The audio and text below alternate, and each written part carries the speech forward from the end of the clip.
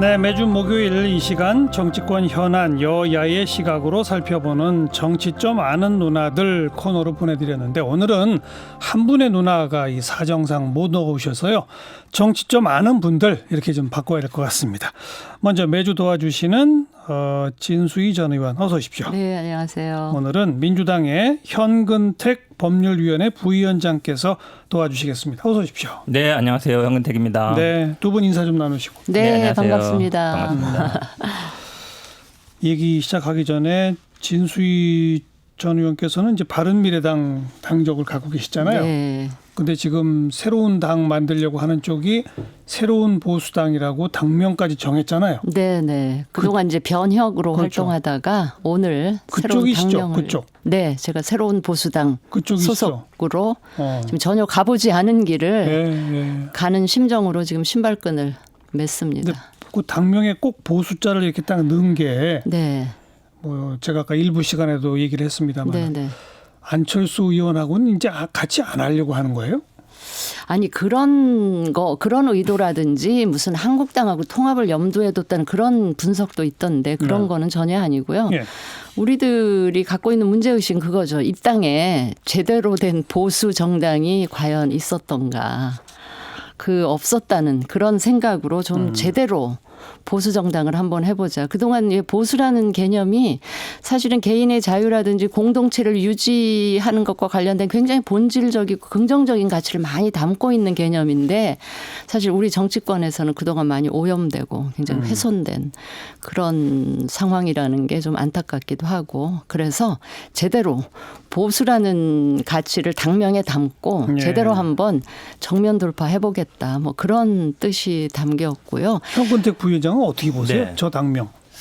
사실 정당명 짓기가 굉장히 어려워요. 어렵죠. 우리가 뭐 민주, 정의, 자유, 사실 어찌 보면 뭐 자유, 정의, 민주, 공화 이런 게 어찌 보면 우리 정치의 어쨌든 이념이잖아요. 그런 이름을 근데 예전에 다 써가지고 네. 새로운 이름 쓰기 어렵잖아요. 근데 진보냐 보수냐를 이제 정당 이름으로 넣는 거 참 어찌 보면 쉽지 않은 일이죠. 예전에 우리도 뭐 진보당 있었죠. 그다음에 통합진보당도 있었지만 보수당.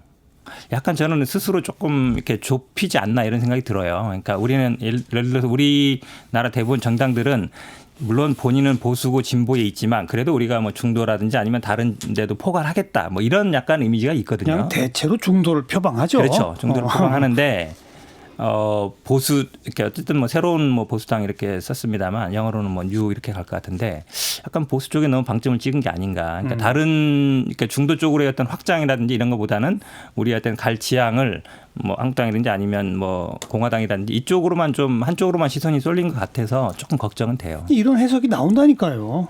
그거 저기 특히 해석 인정. 안철수 전 대표가 있기 때문에 네네. 그쪽은 중도를 내세우잖아요. 아니 그런데요, 제가 지난번 지방선거를 거치면서 정말 뼈저리게 깨달은 게 우리나라의 유권자층은 분명히 중도가 있어요. 근데 그 중도 유권자가 중도를 표방하는 정당이 나온다 그래서 그 정당에 표를 주는 투표 행태보다는 그때 스윙 보수를 하더라고요. 예. 진보 진영이나 보수. 예. 그래서 우리가 보수당이라는 명칭을 썼다 그래서 뭐 중도하고는 일정하게 선을 긋겠다 이런 게 아니고 중도에도 충분히 어필할 수 있는 보수를 하겠다. 뭐 이런.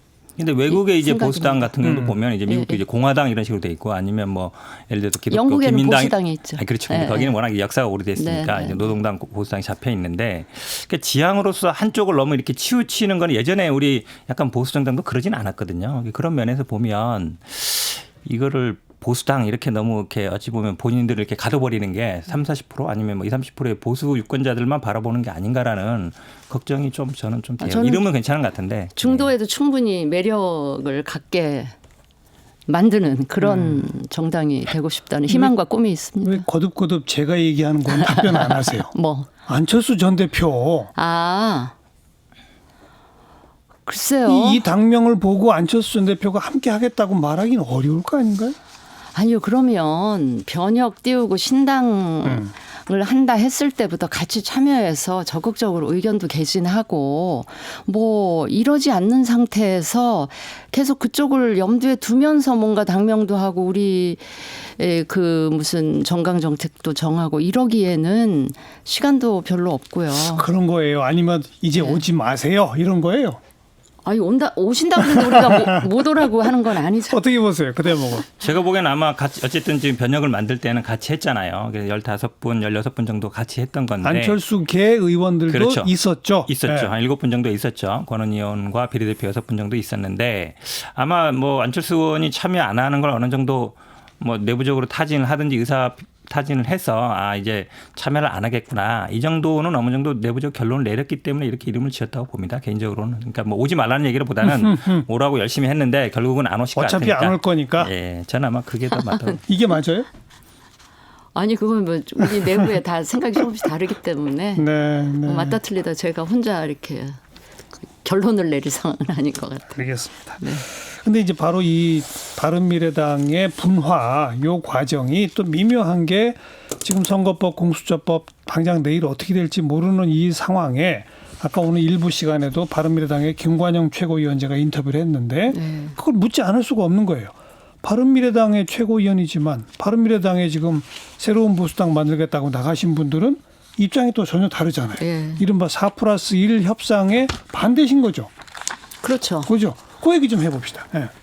그런데 지금 바른미래당의 정통성을 갖고 있는 오신환 원내대표는 지금 우리 원내 지금 국회 원내 교섭단체가 3개 있잖아요. 그 3개 중에 1개를 대표하는 그 지금 자격을 계속 유지하고 있고요. 예. 김관영 최고위원은 그건 우리는 우리 바른미래당의 대표성을 가진 분이라고 인정을 할 수가 없기 때문에 예. 그래서 결론은 4+1 그 협의체는 국회법에 근거가 없는 그냥 임의 협의체지 정통성은 이쪽 그 3개 원내 교섭단체 오늘 아마 국회의장이 소집한 예. 거기에서 모든 국회 의사 일정과 안건은 거기에서 협의하는 게 맞다. 어떻게 보세요? 그렇게 생각을 합니다. 저는 사실 이제 변혁 있는 분들이 사실 빨리 정리해 주는 게 맞다고 봐요. 어차피 이제 같은 길을 탈당으로. 그렇죠. 왜냐하면 뭐 지난번에 이제 민평당하고 뭐 대한신당도 있었습니다만 대한신당 아직 정당도 안 만들었지만 그러나 그래도 탈당을 했으니까. 그렇죠. 네. 근데 그게 맞거든요. 지금 어찌 보면 갈 길은 분명히 다른데 다르다는 거는 뭐 그동안 익히 일단 알려져 있었고 계속 다른 목소리를 내왔는데 같은 당내에 있으면서 지금 말씀처럼 뭐 법적인 정통성 이렇게 얘기하는 거는 약간 저는 좀 안 맞는 것 같아요. 그러니까 정리할 건 빨리빨리 나가서 그다음에 당을 만드는 거는 그다음에 이제 그분들께 하면 되는데 지금 어쨌든 바른미래당이란 틀 안에 있으면서 나간 건 기정사실화 돼 있고 어찌 보면 한 지붕 두 가족인지 세 가족인지 정확히 모르겠는데 이런 애매한 상태는 뭐 유권자들은 국민들 보기도 그렇고 또 상대방과 협상을 해야 되는데 지금 뭐 저희들이 4+1 그럽니다만 거기도 이제 대한신당은 어쨌든 당이 아니니까 이제 +1 이렇게 얘기하고 있지만 그래도 뭐 숫자가 중요한 게 아니라 확실성이 있잖아요. 예, 상대를 할 때 어떤 예. 입장이 있는지. 예. 근데 그런 면에서 본다 그러면 빨리 정리하는 게 저는 맞다고 봅니다. 뭐 그건 아무튼 바른미래당 내부의 문제이긴 합니다만은 내일 어떻게 됩니까? 선거법 올려요? 이게 아마 지금 선거법이 가장 핵심 중요한데요. 아마 250에 50은 어느 정도 정리되는 것 같은데 연동률 50까지도 어느 정도 합의가 되는 것 같은데 50명 전부를 아마 연동률로 갈 거냐 아니면 뭐 25명만 갈 거냐 이런 부분에 좀 논란이 있는 것 같고요. 그다음에 뭐 석패율제를 전국에서 할 거냐 권역별로 할 거냐 그다음에 저지 조항이라 그러죠. 3%냐 5%냐 이런 부분에 대해서 아직 정확하게 합의는 안 된 것 같습니다. 그래서 1차적으로는 아마 내일 당장 하기는 쉽지 않은 상황이 아닌가라고 보고 있습니다. 어떻게 보세요? 어떻게 해가는 게 또 옳다고 보세요? 저는 이제 예산안 처리는 이미 지나간 거이긴 한데 그 이야기를 제가 안 할 수가 없는 게 제가 되게 아쉽게 생각하는 게 예산안 처리는 그렇게 뭐 한국당이라 그래서 반대하고 이럴 상황은 아니잖아요. 선거법만큼 그렇게 첨예하게 대립된 게 아니니까. 그래서 예산안 처리에 그 하루가 좀 늦어지더라. 어차피 예산 부수법안은 지금 처리를 못한 거 아닙니까? 그렇죠. 남아있죠. 그런 거니까 또 원내대표 뽑힌 지도 하루밖에 안 지났고 하니까 물론 정기국회는 끝나더라도 임시국회 바로 열렸잖아요.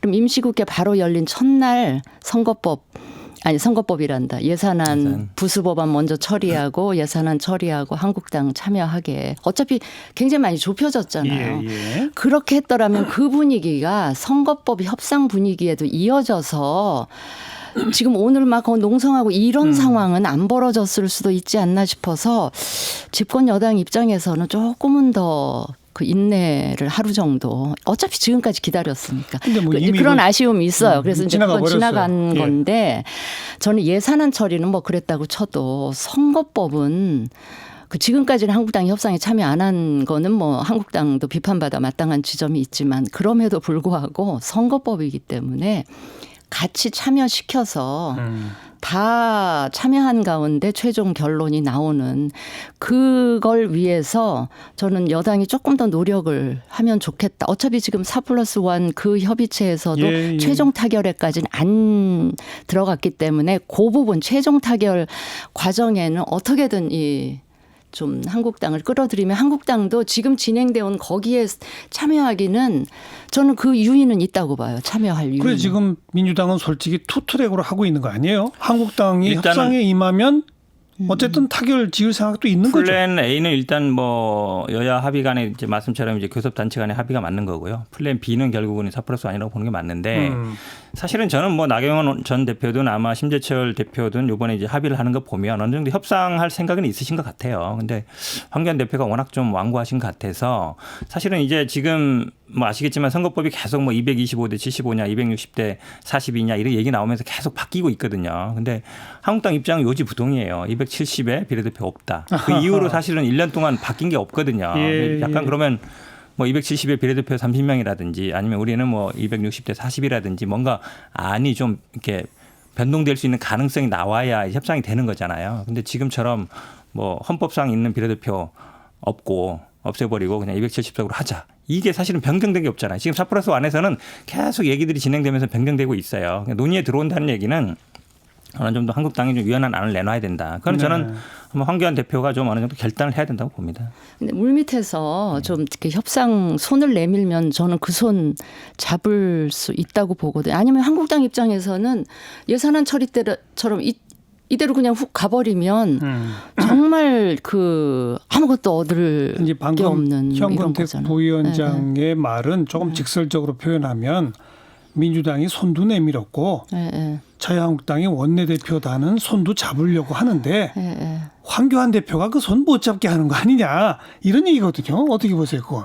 그거는 이제 정치 경험이 더 많은 심재철 원내대표가 황교안 대표를 좀 적극적으로 설득을 해야 되고 그 설득을 하기에 지금 시간이 지금 원내대표 선출된 지 며칠 되지도 않았잖아요. 설득할 시간을 좀 주면 전 250 여기로 내려왔기 때문에 이미 그다음에 연동률 50% 여기까지 내려왔기 때문에 거기에다가 한 걸음 더 나아가서 민주당 쪽에서 그거의 절반으로 캡을 씌우느냐 뭐 이제 이런 것까지 되고 있는 마당이니까 한국당은 요 시기를 잘 잡아가지고 저는 협상에 참여하는 게 그러면 이제 민주당 4+1 쪽에서는 명분을 얻고 한국당에서는 그래도 실리를 좀 취하는 요게 굉장히 적정하지 않을까 싶습니다. 근데 솔직히 또 민주당 입장에서는 225 플러스 75도 애초에 처음 거론되던 이 선거제 개혁의 정신에서는 상당히 양보한 거였는데 게다가 250 플러스 50으로 가고 연동 50%밖에 안 하는데 그것도 50석 비례대표 전체가 아닌 절반만 한다? 뭐 이쯤 되면 뭐 거의 지금 선거제하고 큰 차이 없는 거잖아요. 좀 부끄럽지 않으세요? 민주당 입장에서? 거의 민주당 뭐 일단 이해관계도 좀 있는 거. 네, 조금 이제 왜냐하면 사실은 이제 연동률로 뭐 100% 갔을 때는 뭐 비례대표 거의 없는 것 같고요. 50% 했을 때도 아마 예전보다 한 50% 정도 줄어드는 것 같아서 이제 고민이 있는 것 같습니다만 저는 그래도 충분히 타협의 여지는 있다고 봅니다. 그러니까 뭐 그래도 어떤 연동형을 도입한다는 건 일단 의미가 있는 거고요. 또 지금 말씀처럼 일단 뭐 룰이기 때문에 일단 한국당과의 어떤 협상의 여지도 필요한 것이고 그렇게 봅니다. 뭐 제가 이 선거법 관련해서는 저희 방송에서 뭐 제 입장을 발표하거나 뭐하거나 이렇게 뭐 명시적으로는 안 했습니다만 이 선거제의 개혁이 중요하고 필요하다는 그런 표현은 이제 여러 번 했었단 말이에요. 그런 관점에서 보면 지금 민주당이 이 정도까지의 절충안을 가져와서 이걸 무슨 선거제 개혁이라고 하는 단어도 저는 어불성설이라고 생각하고 이걸 가지고 무슨 장기 독재 입법이라고 하는 것도 말도 안 되는 거고요. 그냥 정치권에 있는 두 거대 정당이 그냥 한 5석 누가 조금 더 유리하냐 불리하냐 갖고 서로 나눠 먹은 거예요. 아닙니까? 아직 뭐 결론은 안 났고요. 논의 중입니다. 저는 그런 비판 충분히 받을 만하다고 생각해요. 그죠? 네. 근데 한쪽은 개혁이다. 한쪽은 장기 독재다. 제발 이 말 좀 안 썼으면 좋겠어요. 우스워요. 어떻게 보면. 네. 제가 갑자기 너무 열을 내는 거예요. 아니 드릴 말씀 없습니다. 그 총리 후보에 대해서 좀 언급을 해보시죠. 이제 정세균 의원 쪽으로 완전히 굳어지는 겁니까? 여당도 동의하는 거예요? 사실은 인사 문제가요. 뭐 당에서 뭐라고 말하기가 굉장히 어렵습니다. 이건 또 왜냐하면 어찌 보면 이제 정세균 의장님도 뭔가 좀 큰 꿈이 있으신 분이고 이낙연 총리님도 이런 분이고 이게 사실은 단순히 뭐 총리뿐만 아니라 국회의원을 나가느냐 문제가 아니거든요. 약간 어찌 보면 다음에 이제 차기 권력과도 관련된 사안이라 사실은 굉장히 조심스럽죠. 저는 사실은 뭐 그 내용은 잘 모릅니다. 솔직히 말씀드리면. 근데 뭐 그래도 당 지도부와 청와대는 계속 의견 조율을 그렇죠. 하는 거 아니에요? 지금 언론 보도에 의하면 일단 뭐 정세균 의장님이 고사했지만 계속 권유한다는 입장 나왔고 만약에 뭐 종로에 계속 출마 의지를 보시기 때문에 만약에 뭐 이낙연 총리님이 거기를 뭐 출마하는 거 아니냐라는 그 보는 건 아마 대체적인 시각인 것 같습니다. 만약에 뭐 수락을 하신다면. 근데 제가 보기에는 이 단순히 뭐 장관이 아니라 총리는 국회 동의가 있기 때문에 지금 총선이 얼마 남지 않은 상황에서 과연 패스트트랙 이 법안이 통과되고 이랬을 때 제가 보기에는 뭐 한국당이 아마 결사 반대할 것이고 저는 아마 청문회도 쉽지 않을 수도 있다고 보거든요. 그럼 뭐 국회 통과는 더 안 될 수도 있고요. 그러니까 다들 이제 아마 지역구 선거하러 가가지고 아마 국회에 나오지도 않으실 분들이 많을 것 같은데 그렇게 본다면 총선의 리스크도 있어서 뭐 유임 가능성도 저는 없지 않다고 봅니다. 아직은 네. 남아있다 유임 가능성까지. 네. 어떻게 보세요? 저는 이렇게 총리 인선이 자꾸 이렇게 늦어지는 이유 그걸 보면서 뭐 노상하는 지적이긴 한데 정말 인재풀이 너무 협소하다. 그리고 왜 국회의원들 출신 중에서만 꼭 찾아야 되나.